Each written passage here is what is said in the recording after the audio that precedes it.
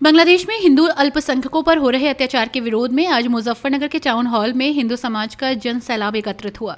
बड़ी संख्या में संतों और हिंदू समाज के लोगों ने अपना विरोध जताया, जिसमें नगरपालिका अध्यक्ष मीनाक्षी स्वरूप और ममता अग्रवाल समेत कई महिलाएं प्रदर्शन में सक्रिय रूप से शामिल रहीं। साधु संतों में स्वामी यशवीर महाराज और स्वामी दीपांकर महाराज ने सभा को संबोधित किया और हिंदू समाज की एकता पर जोर दिया। बांग्लादेश में हिंदू अल्पसंख्यकों पर हो रहे अत्याचार के खिलाफ आज टाउन हॉल में हिंदू समाज का बड़ा जनसमूह एकत्र हुआ। इस विरोध प्रदर्शन में बड़ी संख्या में साधु संत, महिलाएं और समाज के प्रमुख नेताओं ने भाग लिया। कार्यक्रम का उद्देश्य बांग्लादेश में हिंदू समाज के खिलाफ हो रहे अन्याय की निंदा करना और सरकार से इस मुद्दे पर प्रभावी कार्रवाई की मांग करना है।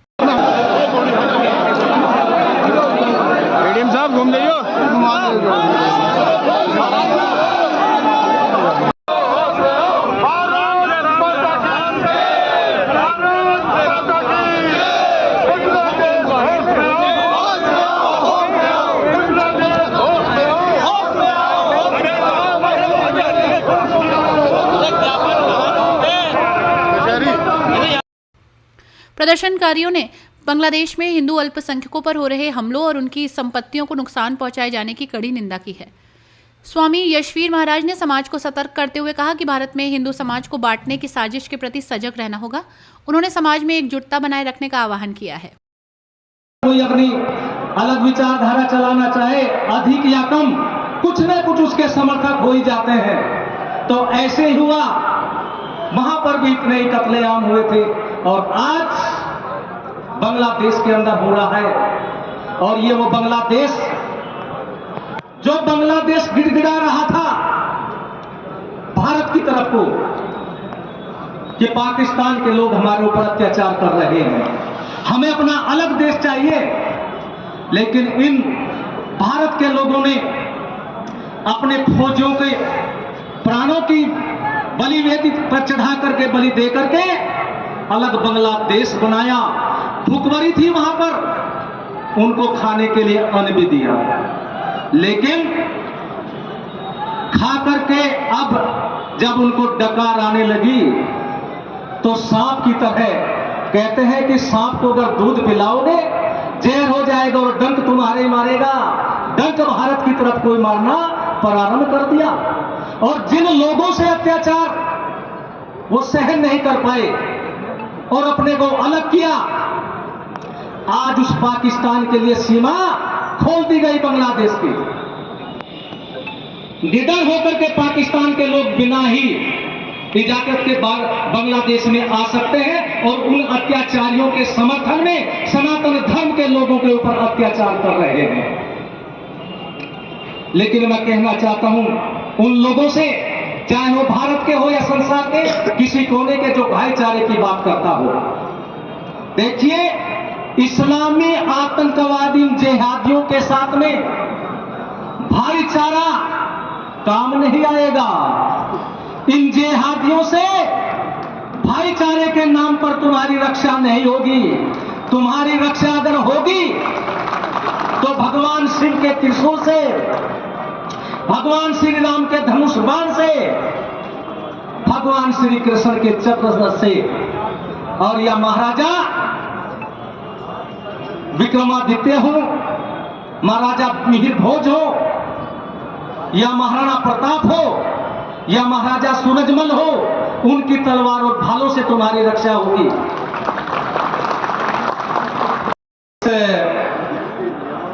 मुजफ्फरनगर की क्रांति भूमि में टाउन हॉल के मैदान में एकत्रित हुए हैं कि बांग्लादेश के अंदर जो सनातन धर्म का खून है उनके ऊपर बहुत अत्याचार हो रहे हैं। ऐसे अत्याचार जब कभी इस्लाम मजहब अरब देश से प्रारंभ हुआ था और वहां के लोगों के ऊपर हुआ था, क्योंकि वहां भी हम लोग थे और सारे संसार के अंदर चक्रवर्ती सम्राट यदि कोई होता था तो वो भारत का होता था। और आपको जानकर के बड़ा आश्चर्य होगा, संसार का सबसे प्राचीन धर्म जो संसार के सब लोगों का था वो केवल सनातन धर्म था। ये जितने भी मजहब आए हैं ये महाभारत के बाद की देन है। कुछ ऐसे लोग आए, उन्होंने अपने वक्ताओं ने हिंदू अल्पसंख्यकों के अधिकार और सुरक्षा के लिए अंतर्राष्ट्रीय स्तर पर दबाव बनाने की बात कही। उन्होंने हिंदू समाज से आग्रह किया कि वे अपने समुदाय के अधिकारों और सम्मान की रक्षा के लिए एकजुट रहें। पद की उम्मीदवार थी तुलसी गबाड़, कहती I am proud Hindu. UK के प्राइम मिनिस्टर आते हैं ऋषि सुनक, कहते हैं I am proud Hindu. Swami Vivekananda उस समय में कहते हैं मुझे हिंदू होने पर गर्व है। और स्वर्गीय प्रधानमंत्री अटल जी कहते थे कि हिंदू तन मन हिंदू जीवन, रग रग हिंदू मेरा परिचय। और जिसमें तमाम नदियां आकर गिरे वो सिंधु है हम, हमें गर्व है खुद पर दादा कि हिंदू है हम। और मेरा आप सबसे निवेदन है, अपने गर्व को खोने ना दें। मेरा निवेदन है अपने गर्व को खोने ना दे। अगर गर्व ही खो गया तो बचेगा कुछ नहीं। और याद रखिएगा, जिस कौम की संगठित होने की ताकत कम हो जाती है वो कौम समाप्त हो जाती है। तो कम से कम संगठित होने की ताकत हमेशा बनी रहे। और एक लकड़ी है कोई भी तोड़ देगा, अगर एक लकड़ी है कोई भी तोड़ेगा, गट्ठर हो किसी के बाप से नहीं टूटेगा, याद रखिए। तो गट्ठर होने की ताकत को पहचानिए, एक होने की ताकत को पहचानिए।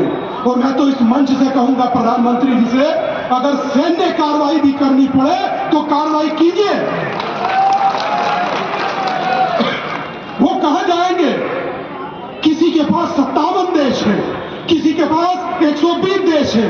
कश्मीर से छोड़कर तो यहां आ गए, यहां से कहां जाओगे? कहां जाओगे बताओ? सोचिए भाई साहब के ब्राह्मण बनिया पंडित क्यों और आखिर हिंदू खंडित क्यों? खंडित हिंदू नहीं हो सकता। हिंदू को एक होना होगा, अपने लिए नहीं तो ये आगे बैठी वाली पीढ़ी के लिए होना होगा। जिस बच्चे के हाथ में झंडा पकड़ाए हैं इस बच्चे के लिए होना पड़ेगा। आप लोग झूठ सच बोलकर जीवन जी लिए आने वाली पीढ़ी को तो क्या बोलना नहीं आता, ये कैसे जिएगी? सोचिए इनके लिए कोई रास्ता नहीं है एक होने के अलावा। और सोचिए आज से तकरीबन 2 साल पीछे एक यात्रा शुरू किया था। यात्रा का नाम था भिक्षा यात्रा।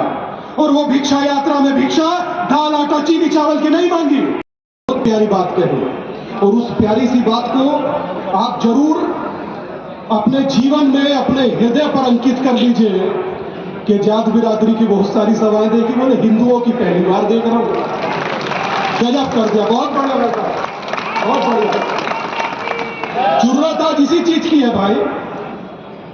कौन पूछ रहा है आपसे? बांग्लादेश में कितने लोग पूछ रहे हैं कौन जाति के हो? किसने पूछा? नूह में पहाड़ से गोलियां चल रही हैं, कोई जाति पूछ रहा है? कश्मीर में 90 से निकाल दिया गया, नरसंहार हुआ, किसने जाति पूछी?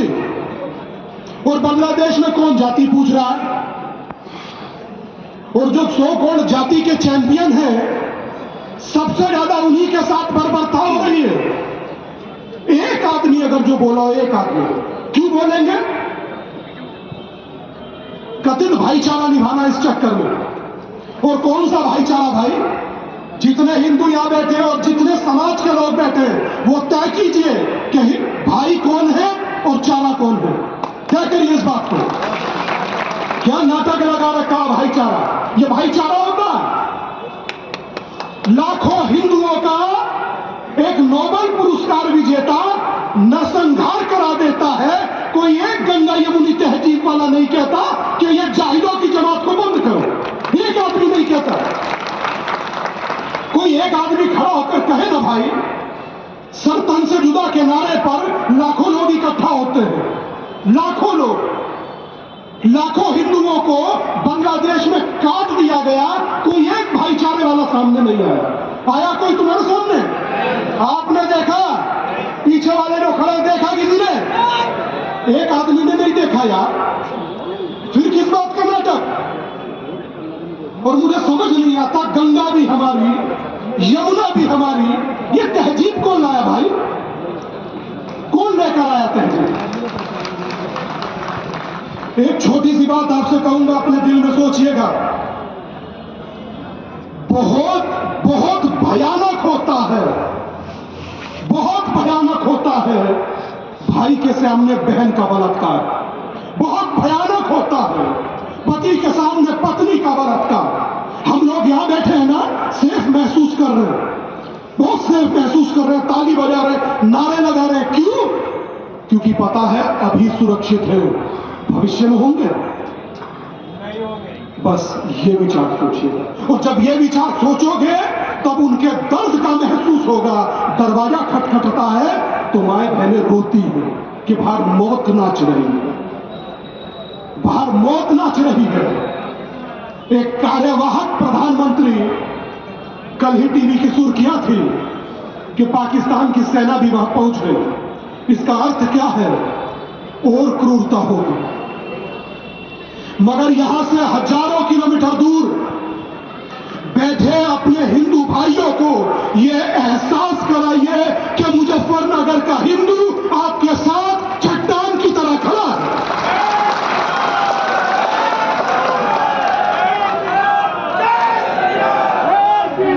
यकीन मानिए, जब एहसास कराने की बात आती है ना, तो वो सामने मुमटी पे खड़े भाई भी हाथ खड़ा करते हैं, तो दिल को क्या सुकून होता है कि जो जहां खड़ा है उसका हाथ भी वही खड़ा है। इसीलिए हिंदुस्तान में हिंदू सबसे बड़ा है। और किसी धर्म ग्रंथ में नहीं लिखा, बिल्कुल ठीक कहा भाई साहब ने, किसी धर्म ग्रंथ में जाति का जिक्र नहीं है। श्रीमद् भगवत गीता अध्याय नंबर 4 श्लोक नंबर 13 पन्ना नंबर 176 साफ लिखा है, चातुर्वर्णमया सृष्टम गुण कर्म विभाग्यशः। जाति के आधार पर नहीं है, गुण और कर्म के आधार पर बांटा गया।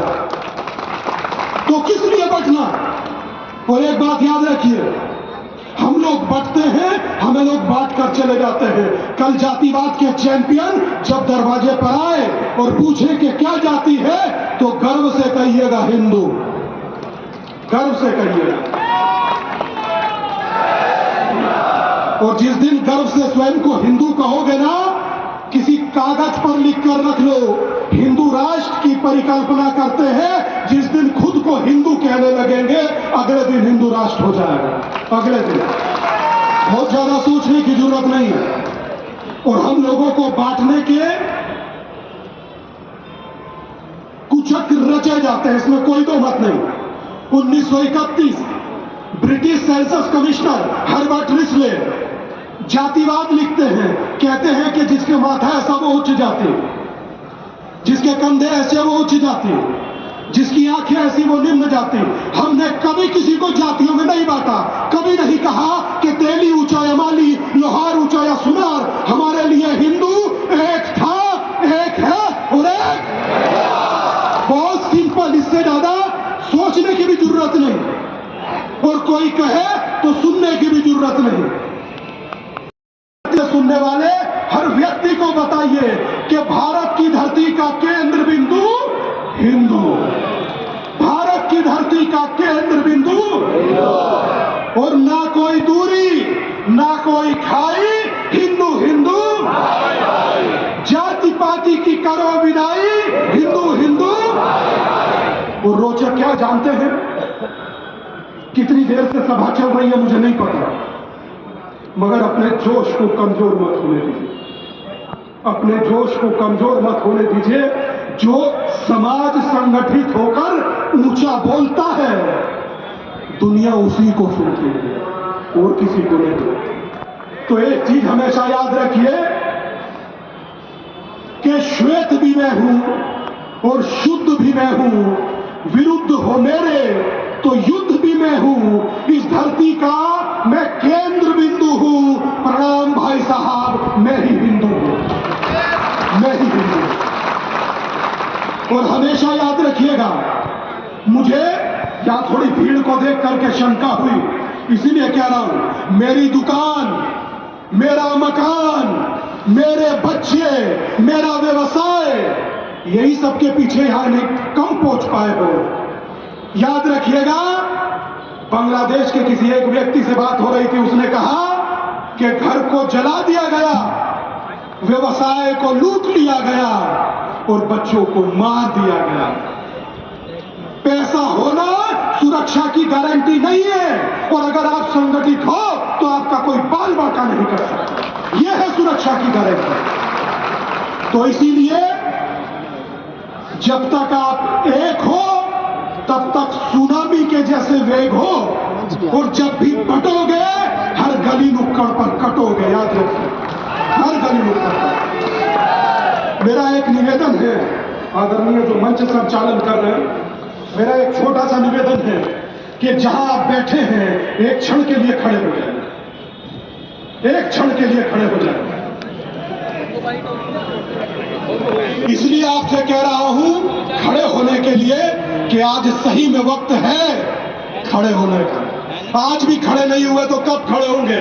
और ये मीडिया के बंधुओं से भी कहूंगा, दिखाइए मुजफ्फरनगर के जन सैलाब को कि मुजफ्फरनगर का हिंदू एक था, एक है और एक दोनों हाथ खड़ा कर लीजिए दादा, दोनों हाथ खड़ा कर कर गर्व से कहो हम हिंदू हैं, गर्व से कहो हम हिंदू हैं, गर्व से कहो हम हिंदू हैं। और हिंदुस्तान हमारा है, हिंदुस्तान हमारा है। हिंदू एक था, मुमकी पे खड़े हुए भाई भी हाथ खड़ा करें, खड़ा कीजिए हाथ, धोखा देना बंद करिए। हिंदू एक था और एक। बहुत बहुत धन्यवाद और ओम नमो पार्वती पते।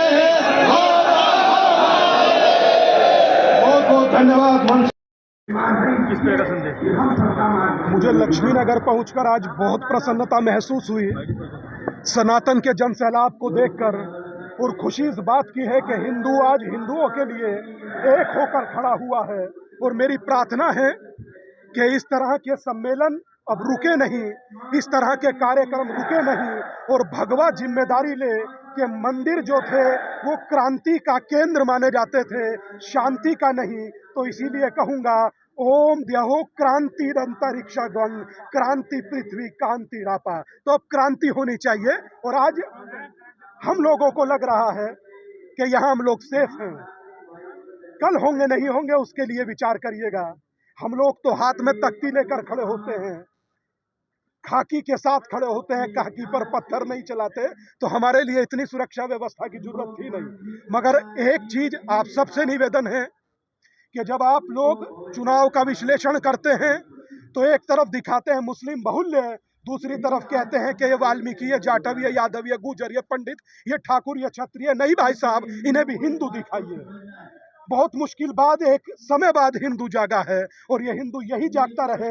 इसी कारणवश आज यहाँ खड़े हुए हैं, और इस उम्मीद के साथ कि यहाँ से बांग्लादेशी और रोहिंग्या जितने भी हैं कूड़ेदान में फिकवाए जाएं और वहाँ से हिंदू यहाँ लाए जाएं। धन्यवाद। आने वाली जनरेशन के लिए आपने संदेश बहुत जरूरी है, जब तक एक हो तब तक सेफ हो।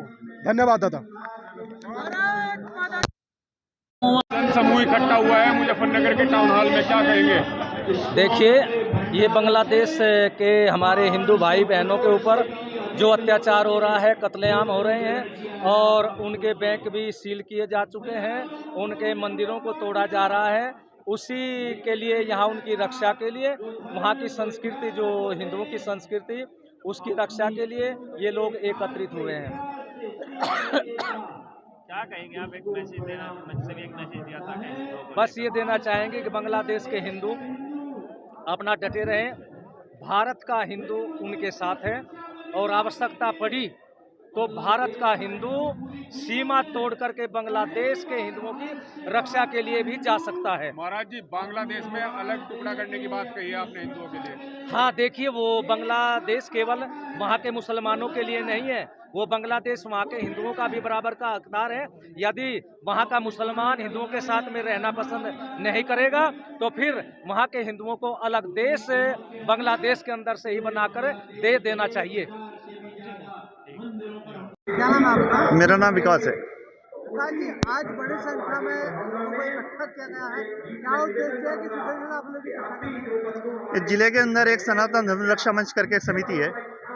उस समिति के माध्यम से आज जिले में जितने भी हिंदू संगठन हैं उन सब के कार्यकर्ता यहाँ पे इकट्ठे हुए हैं। बांग्लादेश के अंदर जो हिंदुओं पर अत्याचार हो रहे हैं, जो उनके विरुद्ध हिंसा हो रही है, जो लड़कियों के औरतों के बलात्कार हो रहे हैं, उन्हें कोई रोकने वाला नहीं है। पूरे विश्व में उनकी आवाज़ कोई सुनने वाला नहीं है। उनकी आवाज़ को सुनाने के लिए हिंदू समाज यहाँ पे पूरा इकट्ठा हुआ है और लगभग हिंदू समाज के 25 संगठन यहाँ पे आए हुए हैं। क्या मांग कर रहे हैं आप इतनी भीड़ को इकट्ठा लेके, क्या कार्यक्रम है पूरा बताइए। ये पूरा समाज अपने आप स्वतः प्रेरणा से आज यहाँ पे इकट्ठा हुआ है और हम राष्ट्रपति महोदय को ज्ञापन देना चाहते हैं। जिलाधिकारी महोदय के माध्यम से यहाँ से चल के कलेक्ट्रेट जाएंगे और जिलाधिकारी महोदय को ज्ञापन देंगे कि ये जो हिंदू समाज बाहर देशों में रह रहा है अल्पसंख्यक के रूप में, उसकी रक्षा की जाए। इस तरह की मांग करते हैं, ये लगातार जो है तस्वीरें आ रही है बांग्लादेश में, क्या मांग है, मतलब क्या चाहते हैं? ये तो सरकार को तय करना भाई साहब, सरकार जो तय करेगी, सरकार उनकी सुरक्षा के लिए क्या उपाय कर सकती है ये तो वो लोग सोचें। आप किस तरह जगाना हमें चाहते हैं सरकार? ये इतने सारे लोग आ रहे हैं, इन सबकी आवाज़ बन के हम ज्ञापन देंगे, ज्ञापन देने के बाद सरकार तक आवाज़ जाएगी, सरकार जो तय करे। हर न्यूज अपडेट के लिए डिस्क्रिप्शन बॉक्स में दिए हुए लिंक से ज्वाइन करें रॉयल बुलेटिन का व्हाट्सएप ग्रुप और पाएं हर खबर सबसे पहले अपने व्हाट्सएप पर। अपने आसपास की खबरों के लिए सब्सक्राइब करें रॉयल बुलेटिन और इस वीडियो पर कमेंट के जरिए अपनी राय देना ना भूलें।